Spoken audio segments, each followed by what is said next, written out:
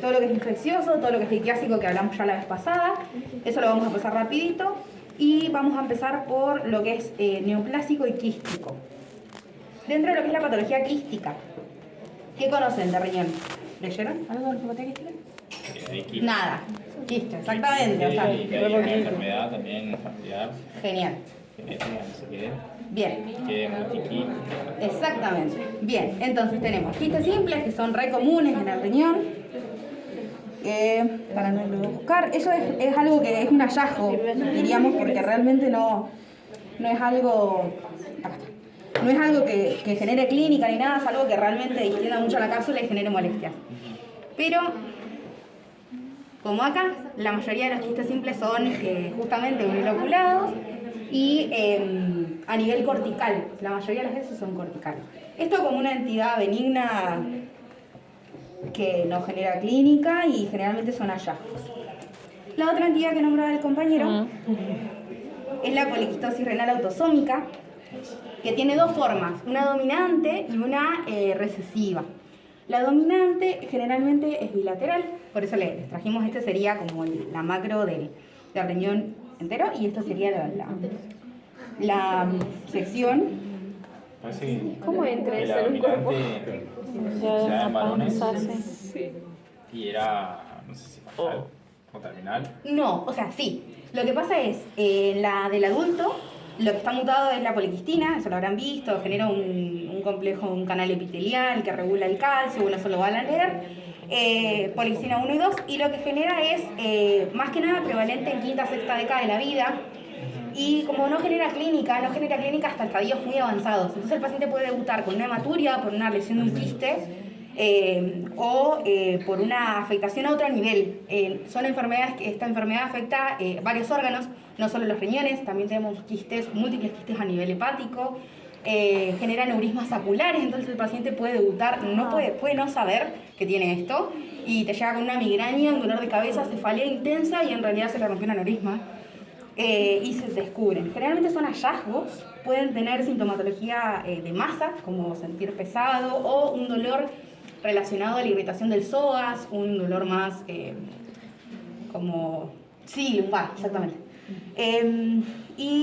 Bueno, eso como rasgos importantes. Macroscópicamente, riñón aumentado de tamaño, pesa un montón. Recuerden que las dimensiones normales del riñón son 12 por 6 por 3, o sea, 12 de longitud, 6 por 3 de ancho. O sea, espesor, digamos, y totalmente reemplazada la arquitectura normal. Esos riñones no son funcionantes, generalmente llevan a una nefropatía terminal, entonces el paciente directamente a la larga termina en diálisis. Pero son entidades que son hallazgos. Yo vi un paciente que le descubrieron la poliquistosis cuando tenía 40 años, 45, porque entró por una hematuria, por una complicación de un quiste y se la encontraron ahí. ¿Por qué O sea, tipo, él tenía dolor lumbar, tipo, le dolía la espalda, como lo atribuía a que se sentaba mal, la postura. Y tenía como una sensación rara. No, ponele que estaría, no así, ponele que estaría mucho más chico, ¿no? Porque así ya el paciente no tiene función renal. O sea, ya... Profe, ¿por qué el tamaño? Porque el tamaño aumentado por los quistes. Van ocupando lugar. Ocupan lugar y se van rellenando de líquido, de filtrado, digamos, líquido, y son bien cerosos. Bien, eso como importante, la del adulto a la infancia lo pueden preguntar como entidad, como todo. Soltado. Pensemos falta. Suelto. Esto, dato color, no es importante que lo sepan. Esta es una pieza, una resección total de un riñón. Este riñón tiene un proceso de pielonefritis crónica asociada a una infección por tuberculosis. Es un riñón mastic que se llama. Total. Lo mandaron de Buenos Aires y es una afectación de TBC a nivel renal, ¿no? Genera un cuadro de pielonefritis crónica. Que ahí voy a buscar la pielonefritis crónica, así charlamos eso. Ya lo charlamos. Pero... ¿Cómo para llevarse a una casa? Acá. ¿Qué dijiste? Llevaba una casa. Ay. Bueno. Pielonefritis crónica. Charlamos la otra vez, pielonefritis afecta túbulos, intersticios a nivel completo del parénquima renal. Recuerden que genera macroscópicamente, tiene este proceso de inflamación y cicatrización continua, genera una superficie bien nodular, como si fuera bien cicatrizal, que genera como escalones y es lo que la hace irregular y esta está decapsulada, pero la superficie se hace como más opaca, no tiene la característica esa bien brillante de una cápsula conservada. Genera el proceso mismo de generación cortical y medular y puede generar lo que hablábamos la otra vez, de todas las complicaciones que puede generar, como una piuria, o sea, pionefrosis, digamos, que se genere toda la infección, se forme con una bolsa de pus. Puede generar estas dilataciones, que justamente es por la acumulación en los procesos de destrucción del parénquima renal. Y bueno, eso como general de la macro de la pielonefritis crónica. Pueden ser crónicas reagudizadas, que se presenten como agudas. No sé si algo más. Creo que nada más. Se los doy como rapidito porque... Está potente. Pero está potente. No, además los chicos están esperando, pero... cualquier duda que tengan, cualquier consulta me frenan o lo charlamos.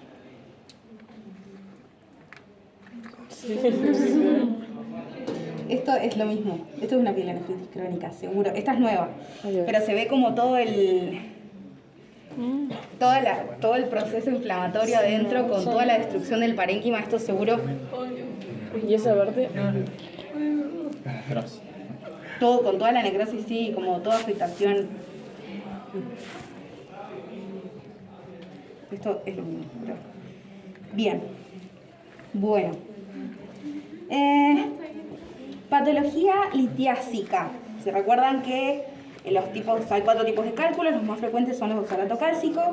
Tenemos también cálculos coraliformes, que son los que se forman cuando hay invasión por bacterias desdobladoras de ureasa, que generan los de fosfato amónico magnésico, que adoptan la estructura de los cálices y de las pelvis, de los cálices mayores y menores del riñón. No lo estoy encontrando, pero... Acá.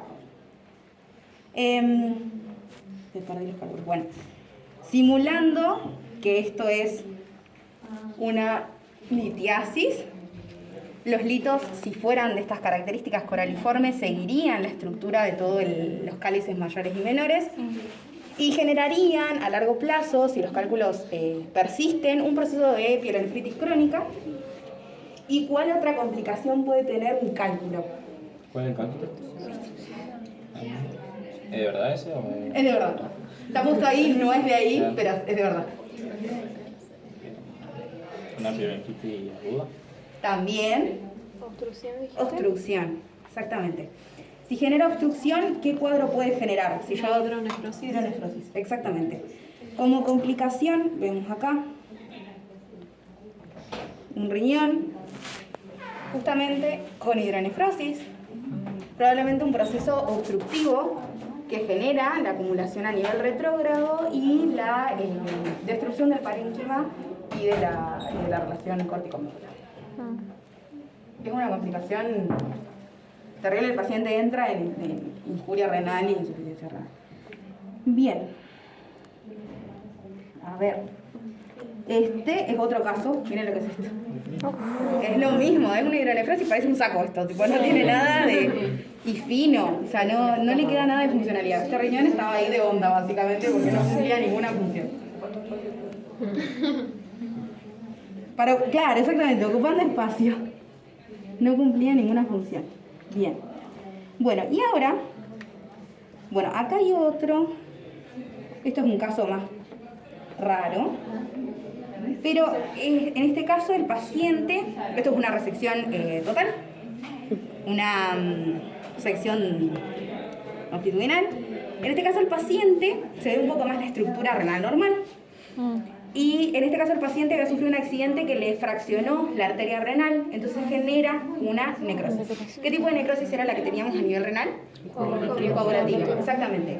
Gran parte del riñón en este caso está necrótico. Lo único que se queda conservado es este pedacito que queda ahí. ¿Y esa fibrosis por eso blanca? Es la misma grasa, infiltrada en el medio de la pelvis. Pero bueno, ¿esto? El aspecto sólido. No, esto es necrosis. Todo está necrótico. O sea, no quedó nada viable, solo este pedacito que se ve acá con una coloración más oscura. ¿Lo puedo sacar de vuelta? Sí, obvio. No. Perdón, chiquita, obvio. Todo lo blanco es necrosis. Lo que queda viable era el pedacito que queda como más oscuro. ¿Y la fibrosis no se logra observar? ¿De qué? La fibrosis. No, o sea, se ve necrótico, no. Fue un trauma que le fraccionó la arteria. Bien, ahora vamos a hablar de patología neoplásica. Esto para que vean. Sí, una cosa terrible. Cálculos. Son de oxalato cálcico estos probablemente. Recuerden que se examinan porque importa al paciente la modificación del hábito higiénico dietético para después en su vida. Casos aislados raros. Esto que se ve acá. Esto es un riñón. ¿Qué tal? Esto es una displasia renal. Justamente es una malformación donde hay, en este caso lo que se ven son tejidos bien embrionarios, hay células mesenquimales, hay cartílago no desarrollado, hay como bien embrionario. Sí. Quedan como restos de cartílago, en la teoría. Acá no se ve, pero como para que ustedes tengan un poco de contexto. Es displasia renal, se llama la entidad. Y otra entidad suelta, así antes de pasar a las neoplasias, que las vamos a hacer rapidito también, es esto que lo acaban de agregar. Esto yo no lo había visto. Pero entiendo, por el diagnóstico macroscópico, que esto...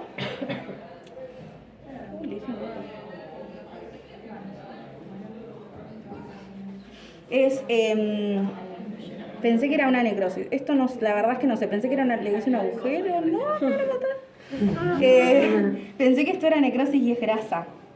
Esto la verdad que no lo había visto. Puede ser neoplásico, que esté ocupando todo lo que es la parte de pelvis y cálices. Si esto fuera necrosis, es una necrosis difusa cortical que existe como entidad. La verdad es que no tenía recuerdo de haberlo visto. Esto lo debe haber traído a Lucha hace poco porque esto no lo he visto. Pero la característica del parénquima se ve como si fuera neoplásico, pero la verdad es que no les voy a mentir, no sé qué es. No les voy a mentir. No tengo diagnóstico macroscópico como tiene Galucci. Bien, vamos a lo quístico, a lo patológico neoplásico. Neoplasias. ¿Cuál es la neoplasia más frecuente maligna del riñón? Células claras, exactamente. Hay varios tipos. Recuerden que está el de la mutación del cromosoma XP11, el de los colectores, el cromófobo y todas las cuestiones. El papilar, la presentación es muy similar, hay distintos tipos, pero macroscópicamente ¿se acuerdan cómo se veía? Papilar y vaginal. Sí, hay varias presentaciones. La presentación macroscópica es variada, generalmente son masas como bien irregulares, estas son todas resecciones completas con un corte longitudinal. Y lo que se ve es, generalmente la presentación típica es de esta manera.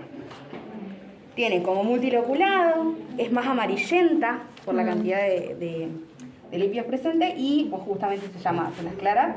Y hay varias áreas de necrosis, de hemorragia, se ve como bien mixta, una superficie bien mixta.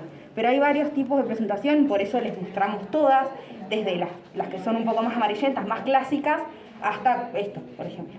¿Me lo puedo sentar? Sí, hermosa, obvio. Siempre son tumores muy vascularizados. Sí, hermosa. Cuando dice masa palpable, o sea... No existe. O sea, no, realmente en la clínica no vas a tocar nunca un tumor renal. Nunca. Tiene que ser muy grande y es muy raro. No, yo creo que no, nunca. Te hacen el peloteo y la masa, no existe. No es real, no se ve. Bien, dentro de los benignos, ¿qué teníamos? ¿Se acuerdan? ¿Las cosas benignas? Sí, había 3, pero no me acuerdo. Adenoma, angiomelipoma y el oncocitoma. El oncocitoma, que se ve así macroscópicamente, como ven ahí, es una neoplasia bien delimitada, tiene un color más caoba amarronado, ahora no se aprecia por el formal, pero viene de las células intercaladas de los túbulos. Sí, viste, mentira. El celular alimento. Alimento. Y bueno, eso como general. Es una neoplasia benigna, es poco frecuente, pero para que la tengan en cuenta y para que vean cómo se ve macroscópicamente. son generalmente bien corticales y bien delimitados. Mica, ¿de las benignas son las más frecuentes? ¿O cómo es la frecuente? Sí, lo más frecuente es lo quístico, la patología quística. Después podés tener adenomas renales y de los cánceres más frecuentes son las renales. Eso como en frecuencia, es más frecuente que encuentres un quiste simple a que encuentres un cáncer. Igual ahí siempre te sacan el riñón, ¿no? Porque pueden cortar la mitad y dejarte medio riñón. Pueden cortarte la mitad y dejarte medio riñón, que me diste el pie para hacerlo. A ver, ¿dónde está? No sé si la saqué, debe estar por ahí, pero hay una resección parcial. Puede ser unipolar, sí. Si está, generalmente, ponele, si está en el polo superior, se saca con glándula suprarrenal también, o sea, por la afectación y la diseminación. Si está en el polo inferior, quizás es más viable dejarlo y hacerla unipolar. La verdad es que los tratamientos conservadores no están, o sea, conservadores quirúrgicamente hablando, de no sacarlo todo, no están muy distribuidos, o sea, se saca el riñón y chao. Sabes que la gente se toma mucho el tiempo de hacerla unipolar, pero se puede hacer. Bien, esto lo vimos. A ver, che, me quedó la brazo por acá. Ahí está. Bueno, esto también, carcinoma de células claras, con el quiste simple que les había mostrado hace un rato. Es la misma presentación. Vamos a lo mismo esto. Estoy ordenando porque si no me lo quiero mal. Acá. Esta se ha roto porque tenía un pedacito. Pero esta entidad también es neoplásica, quística, y es una entidad que tiene presentación clínica cuando uno la ve en las imágenes, como si fuera maligna. Lo que tiene es son multiloculadas y se ven como si fueran papilas en su interior, que se suele interpretar como si fuera maligna. Entonces se lo extirpa y después te das cuenta que es un nefroma quístico, que en realidad es una entidad benigna, pero que se presenta imagenológicamente como si fuera maligna. Nada, esto no está en el libro, es una nefroma quística. Es benigno, eso es lo importante. Lo extirpan al cohete, ¿no? Lo extirpan porque... ¿No se hace una biopsia antes de extirpar? No se hace biopsia. Generalmente no se hace biopsia, ¿por qué? ¿Por qué no harías una biopsia? Porque es maligno. No, porque no harías una biopsia. Por la rapidez. Sí, y porque no lo vas a diseminar. Claro. Cuando vos haces una biopsia, tenés riesgo de diseminar. Entonces, no vas a querer diseminar. Si vos haces una biopsia, si tenés una patología que es sistémica, que tenés afectación, que querés ver cómo la trata. Pero cuando hay una sospecha de una patología neoplásica maligna, la pinchás y tomaste todo hasta superficie. Diseminás células hasta superficie. Bien, y por último vamos a hablar de las neoplasias uroteliales. No sé si leyeron vejiga, algo. ¿Leíste la etiología? Bueno, bien. Vamos a empezar por acá. El carcinoma urotelial en general puede aparecer en cualquier nivel, o sea, recuerden que urotelio hay en todos lados, pelvis, uréteres, a nivel de la vejiga. En este caso lo que vamos a ver esta es una resección parcial, justamente esta es unipolar, ves que le sacan solo la parte de abajo, polo inferior, y esta es total, con sección transversal, longitudinal. Lo que se ve es justamente esto que está acá, ocupando el uréter. ¿Lo ven? Que tiene como una característica más fungosa.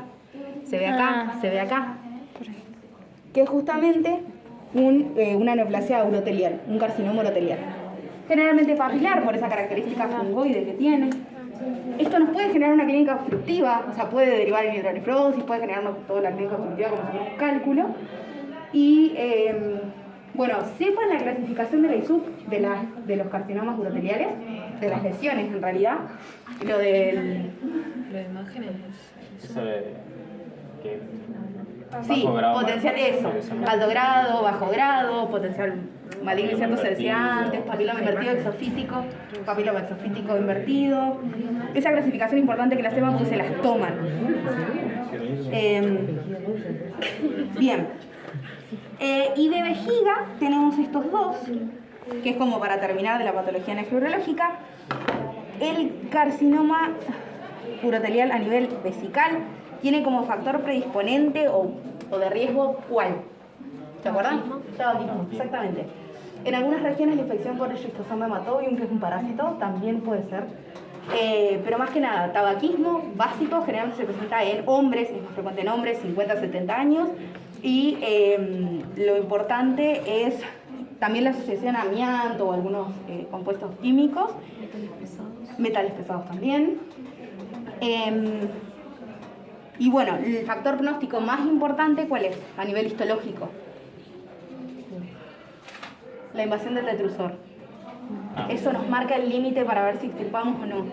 ¿Sí? Después van a ver cuando... Mica, ¿querés que te suba el...? Está bien, hermoso, no te lo voy a agarrar el zoom. Sí, hermoso, voy. Así cuando vean la estadificación sepan eso, que siempre se evalúa si está invadido o no el detrusor.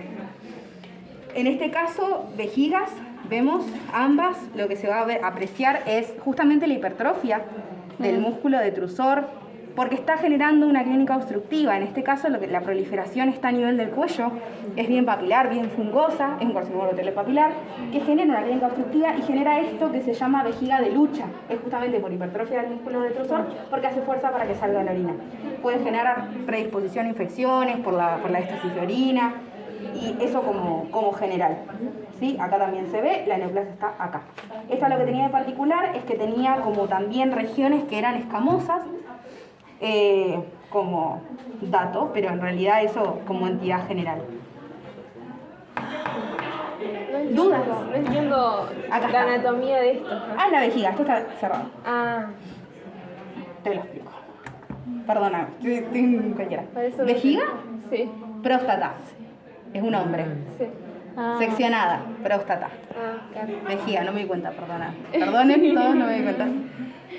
Hasta acá es la vejiga, esto es próstata y esta es la neoplasia. Está bien en el fondo. Acuérdense que es más frecuente en el fondo, en el cuello, y en las paredes así laterales, pero no para que lo sepan. ¿Es una resección total? Sí, ¿Y no está disminuida de tamaño? sí, porque está como hipertrofiado el músculo y hace como Claro. una tensión y sí está disminuido de tamaño. Sí, sí, totalmente. Y muy gruesa el espesor de la pared.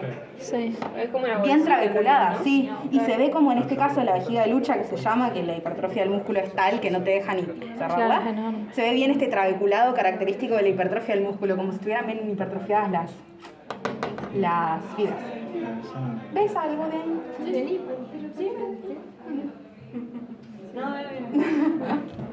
¿Vos querías decirme algo? Ah, vos estás latando. Bueno, Rosa, dale, sí, obvio. ¿Dudas, consultas? No sé qué hora es. Menos cuarto. Menos cuarto. Ok.